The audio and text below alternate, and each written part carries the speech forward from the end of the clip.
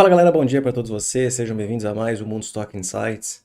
Estamos aqui reunidos nessa segunda-feira, dia 18 de setembro de 2023, para discutirmos o que impacta o mercado nessa segunda-feira e o que pode impactar os mercados nos próximos dias.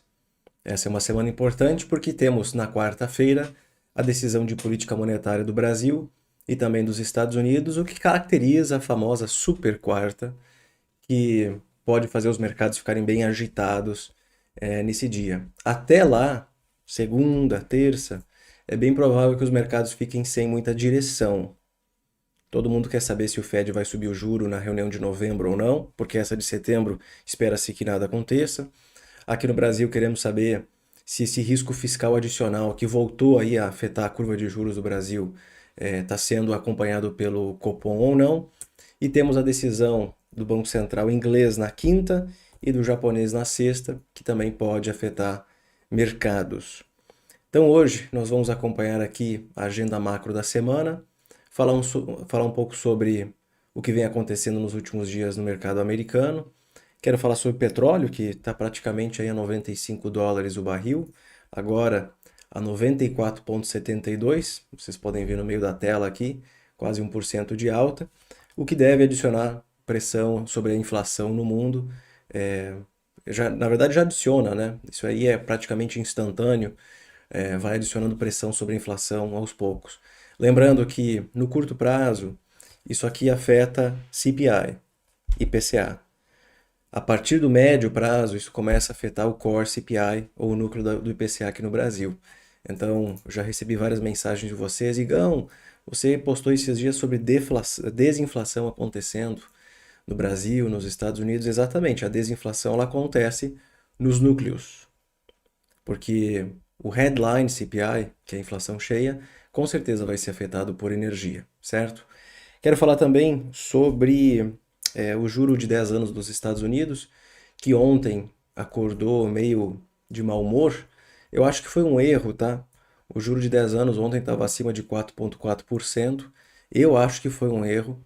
Não acho que tenha sido de fato a movimentação do mercado, porque ele foi e depois voltou. Mas de qualquer maneira, o juro de 10 anos americano está no high do ano e na máxima, praticamente a máxima de novembro de 2007. Pô, mas Igor, o juro de 10 anos ele saiu lá dos 2%, 1,7% alguns anos atrás, hoje está em 4,4%. O Fed já subiu o que tinha que subir a taxa de juro, não seria o ideal acreditar que daqui para frente o juro de 10 anos vai cair? O de 20 anos também, o de 30 anos também? Na teoria, sim. Só que existe um outro risco que vem afetando aí os juros de 10 anos, que não é mais o risco de taxa de juro, que eles chamam, né, de interest rate risk, o risco de taxa de juro, que seria o Fed subir muito mais o juro daqui para frente. É mais uma questão de oferta e demanda por treasuries, tá? O Tesouro Americano tendo que emitir uma quantidade acima do normal de treasuries de longo prazo no ano que vem. Se eu não me engano, 7 trilhões de dólares precisam ser refinanciados no ano que vem. E isso colocaria uma pressão sobre o equilíbrio de oferta e demanda por treasuries no ano seguinte. Mas enfim, vamos falar aqui sobre a agenda de hoje. Antes, quero dar um oi aqui para a galera que está me acompanhando. Bom dia para o Fábio, para o Matheus, para o William, Batman, o Retorno, Rodrigo, SSU Oficial, Atílio, Jurandir, Rubens, Henrique, Wanderson, Rafael Correia. Temos o Alan também, Orivaldo, João, Pamela Branco, quem mais aqui? Zwip, Anderson, Alexandre, Fábio, Thaís Moraes, Santiago, dos Santos, Ana Laura, Cleiton, Pinheiro, Igor Martins. E também dar boas-vindas aqui para a Janaína e para o Matheus, que agora fazem parte do Macro Expert aqui, dos membros do YouTube. Eu coloquei nomes mais interessantes aqui para as duas categorias de membros que a gente tem. Tem o Macro Expert, que é a primeira categoria de membros, e depois tem o Macro Investor. Então, sejam bem-vindos à comunidade de membros. O Matheus, esse sobrenome do Matheus eu conheço ele fazia parte do clube há uns 2 anos atrás, né? Bem-vindo de novo, Matheus. Bom, vamos lá.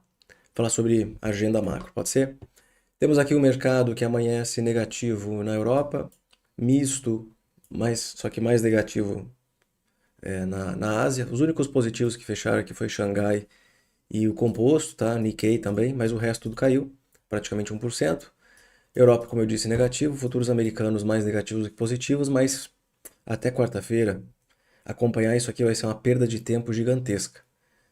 Eu sei que tem umas pessoas aqui nas redes sociais que adoram perder tempo, principalmente discutindo comigo de vez em quando. Vamos fazer de conta que até quarta-feira o mercado está fechado, pode ser?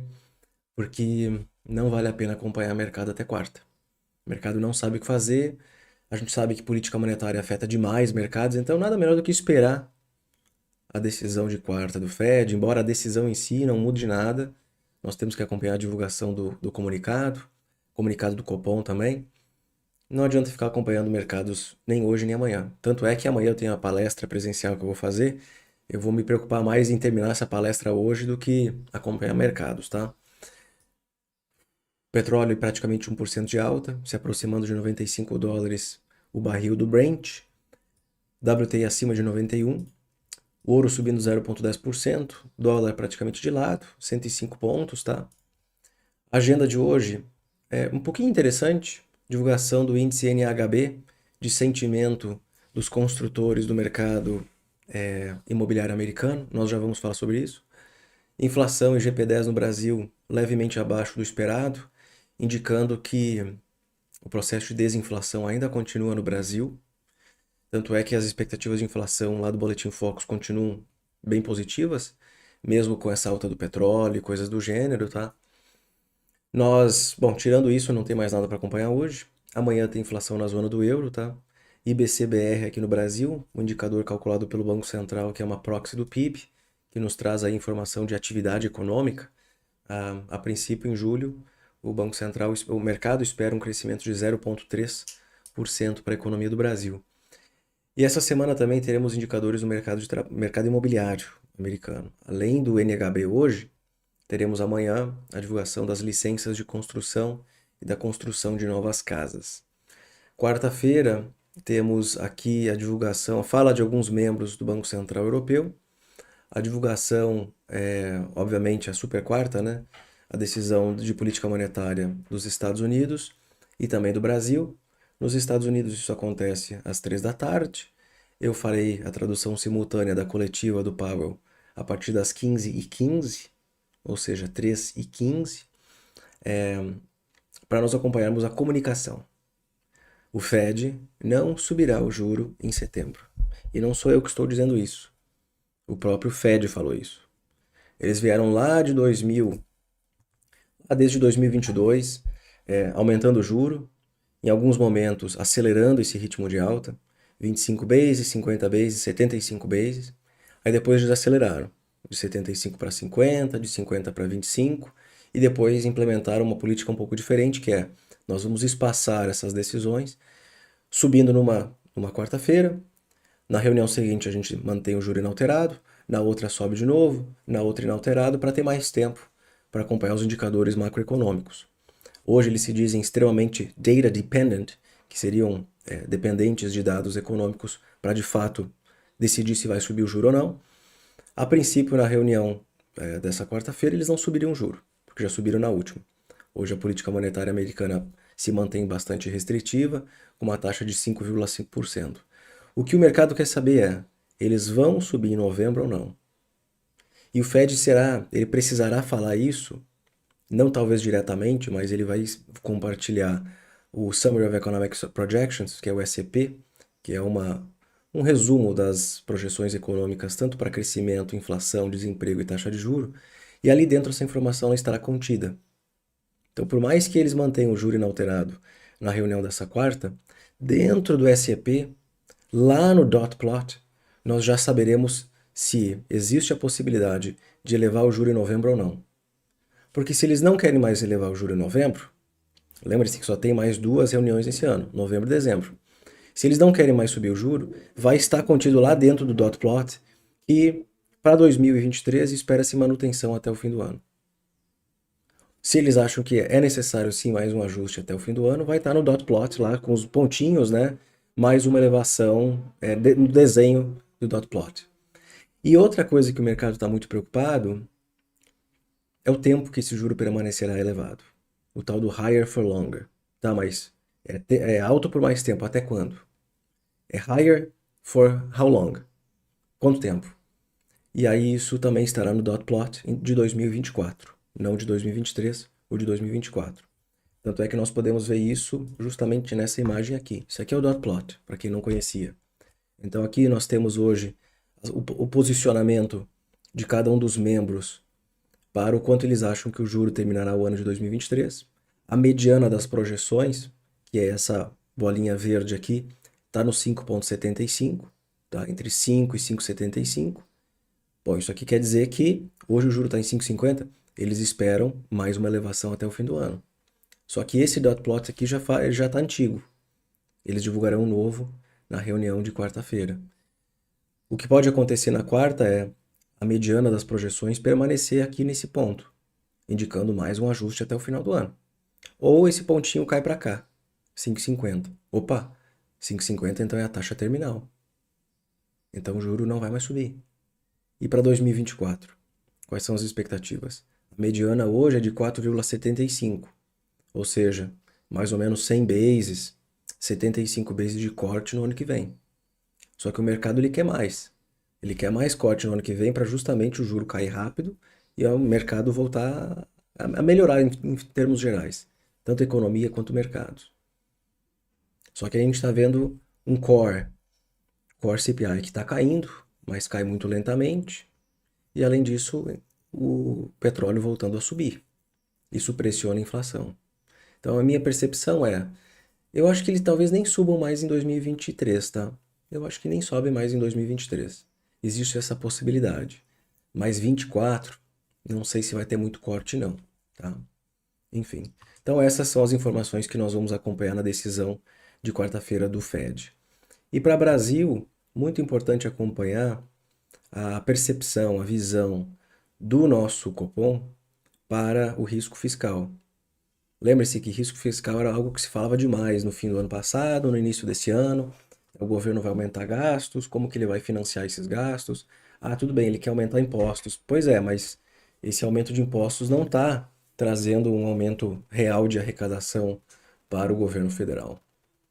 Nem o mesmo Ministério da Economia, né, o Ministério da Fazenda, acha possível finalizar o ano com um déficit praticamente zerado. As apostas de que isso acontecerá estão desaparecendo dia após dia. Fala-se em zerar déficit em 2024. Antes era 23, agora é 24. Isso adiciona um pouquinho de risco no mercado. E aí, por esse motivo, fica mais difícil do Banco Central cortar a taxa de juros. Mas não a taxa agora, tá? Eu me refiro daqui a alguns meses.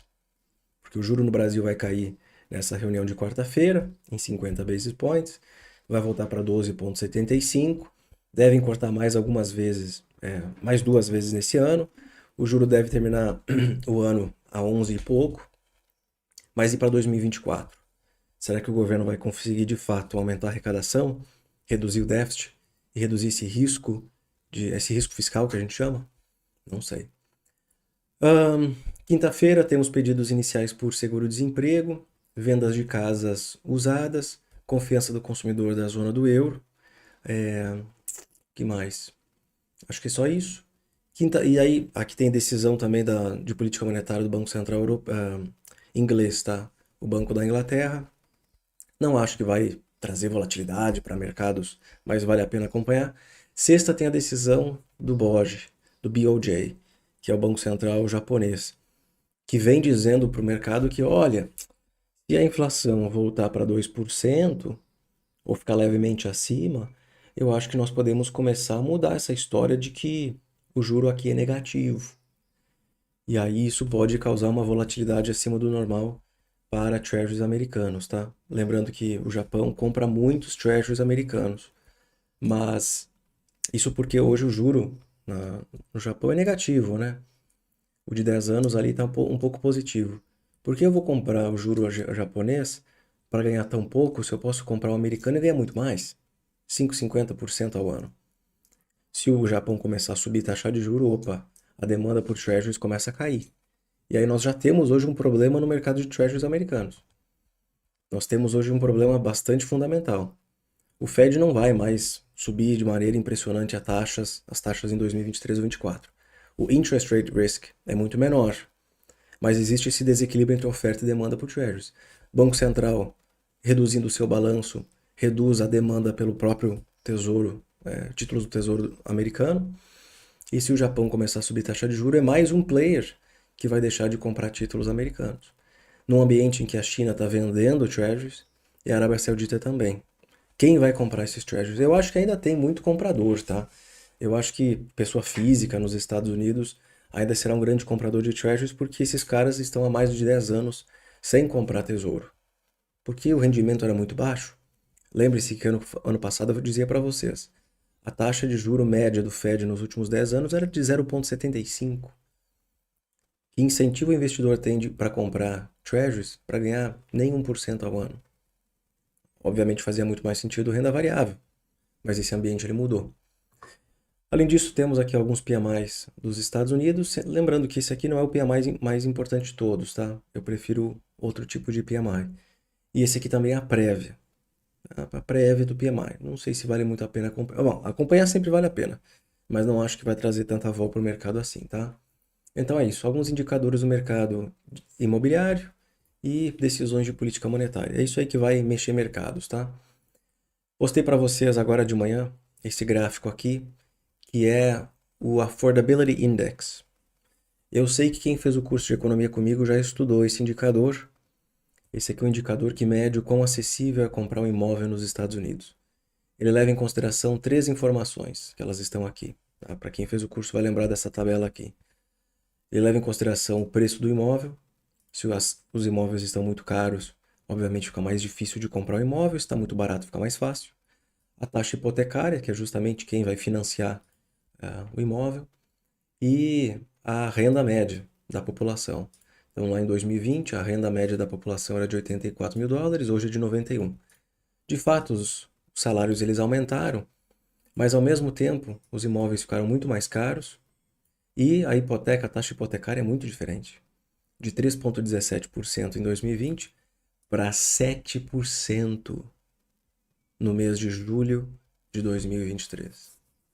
Mais do que dobrou. O preço aqui aumentou 30%, né? De 300 mil para 400 mil, 33, 30, quase 40% maior. Então, os preços dos imóveis, 40% maior.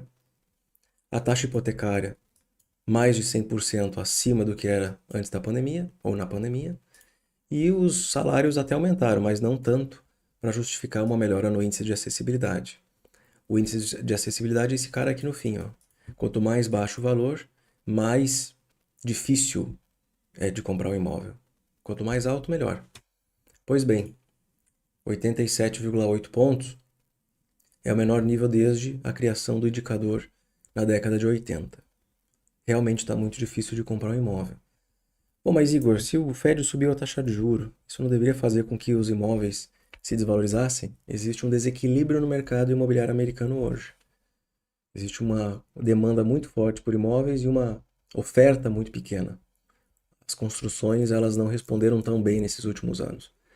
Então existe uma falta de estoque que faz os preços ficarem elevados por mais tempo, pressionando a inflação também.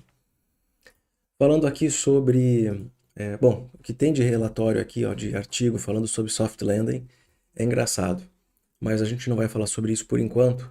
Eu queria só trazer aqui algumas curiosidades desse artigo do Nick sobre soft landing nos Estados Unidos.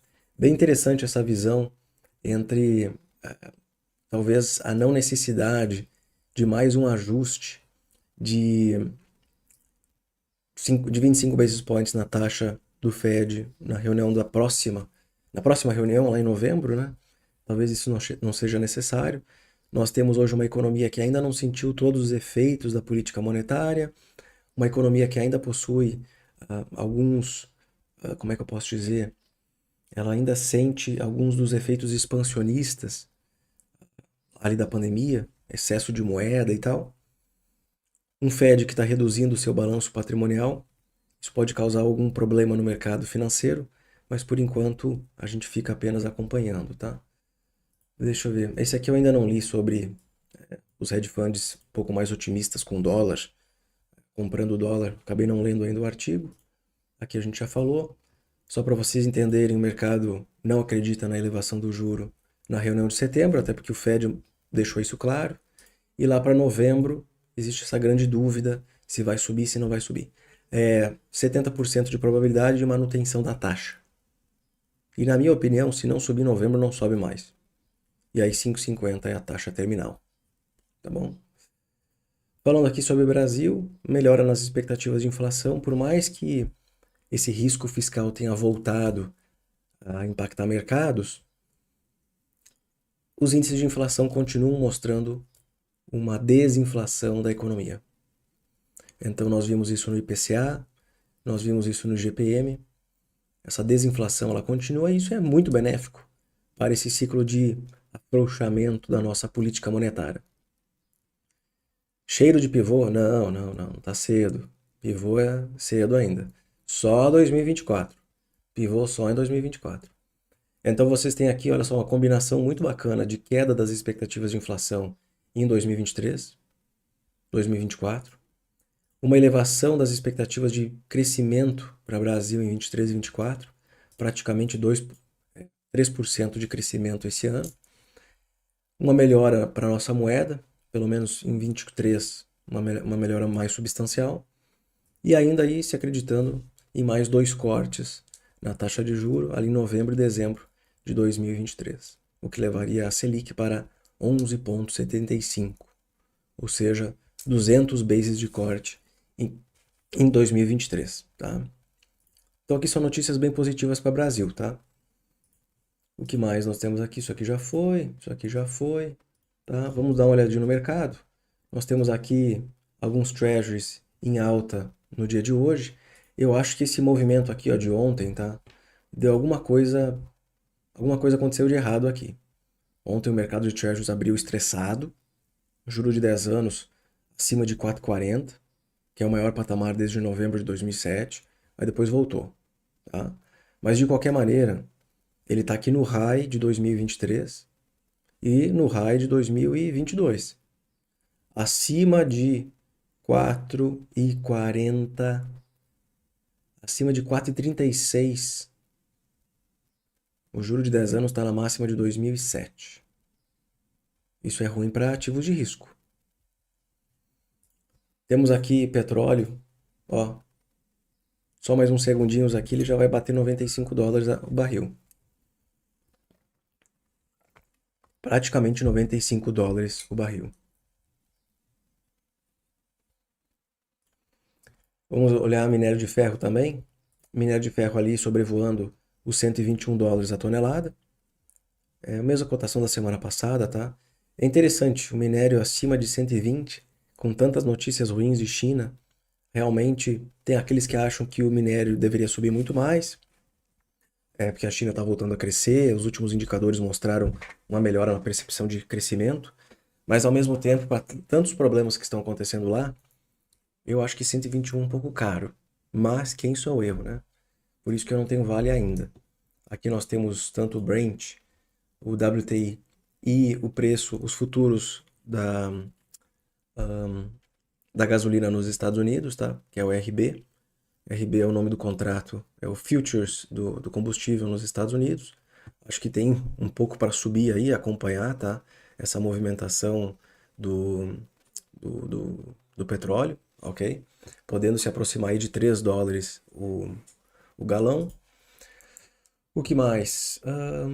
O mercado chinês, tá? Hang Seng. Não tá muito legal, não. Mesmo depois desses indicadores mais positivos que eu mencionei, que saíram semana passada, como vendas do varejo, produção industrial e desemprego, mercado chinês, ele não tá precificando esse tipo de melhora. Futuros do S&P 500 levemente negativos, tá? 0,08% de queda.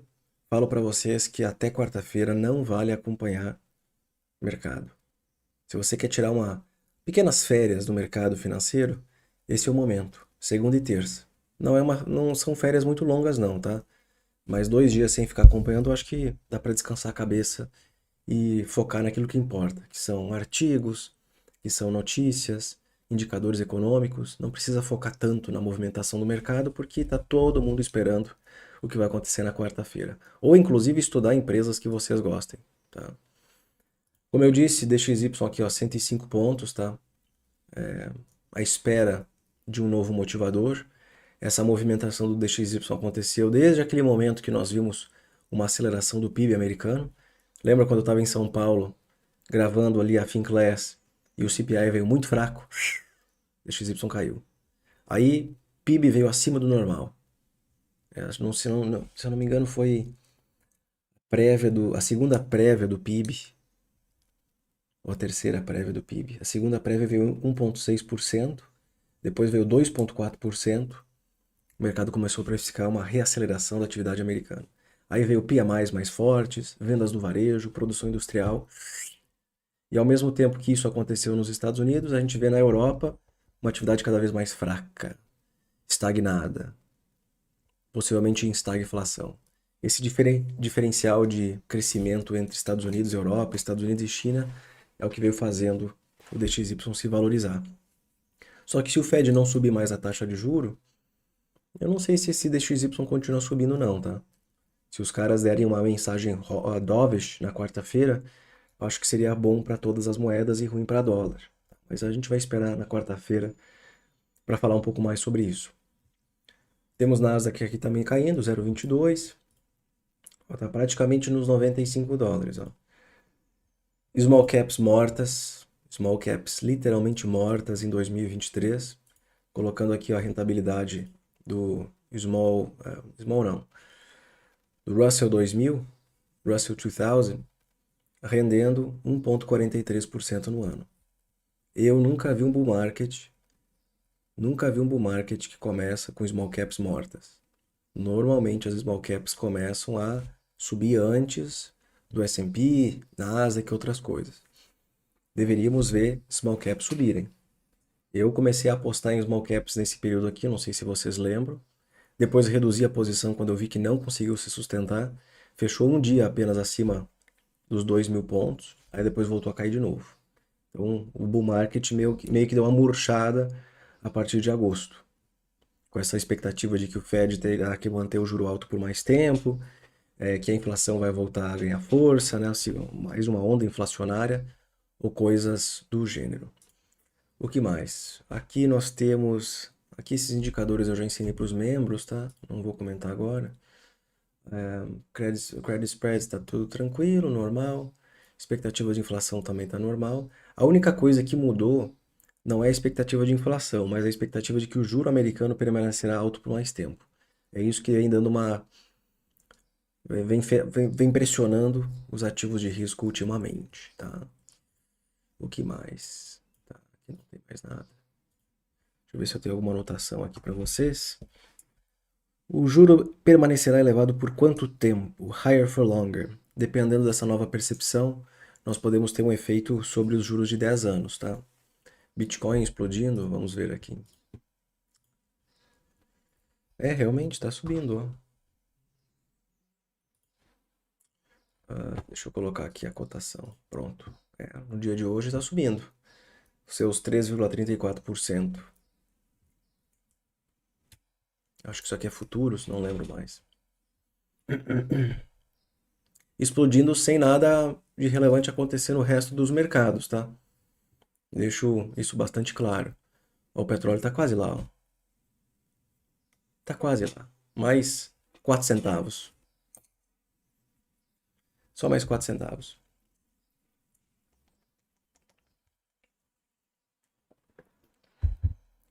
Só mais 3 centavos. Só mais 1 centavo. Eita! Quase. Feito. 95 dólares o barril. Tá?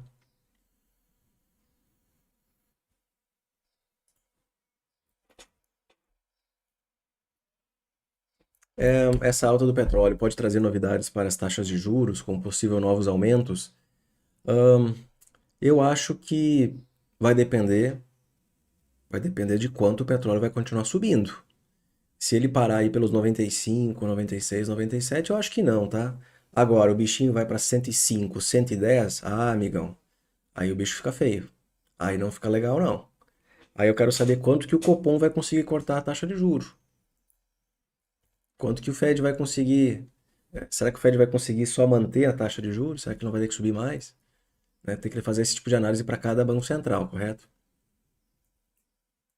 Então o Fed pode ter que subir mais, o Copom aqui no Brasil talvez não consiga cortar tanto, realmente começa a ficar mais complicado.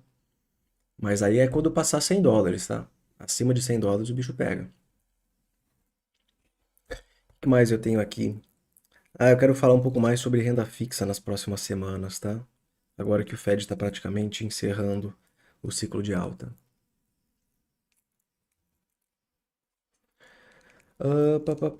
Cupom a gente já falou, petróleo também, decisão do BOJ e do BOE. Ah, soft landing. Ah, tem aquela coisa do soft landing, né? Eu já falei para vocês várias vezes o que é o soft landing. É um cenário onde existe um melhor equilíbrio entre os indicadores econômicos. A inflação retorna a 2%, o Banco Central consegue aos poucos ir aliviando a política monetária, só que ao mesmo tempo que isso acontece, o desemprego não pode aumentar consideravelmente, ou explodir, como eu gosto de brincar, e, a atividade não pode desacelerar de maneira exagerada. Então, é uma economia que se mantém resiliente, com desemprego talvez levemente mais alto, mas sem uma piora exponencial do mercado de trabalho, a atividade levemente mais fraca, mas sem contração do PIB, enquanto isso a inflação retornando para a meta do Banco Central, que seria os 2%. Se a inflação permanecerá elevada por mais tempo, se as pressões inflacionárias continuarem e o Banco Central tiver que manter o juro alto por mais tempo, será que de fato esse soft landing consegue acontecer? Essa é a grande dúvida que nós temos, ok?